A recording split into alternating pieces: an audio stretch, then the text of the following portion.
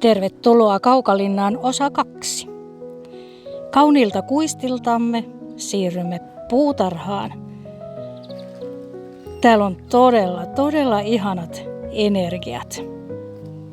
Oma kokemus on, että täällä olo tervehdyttää koko olemusta. Puutarhassa voi kävellä, siellä voi meditoida, siellä voi nauttia päiväkahvea.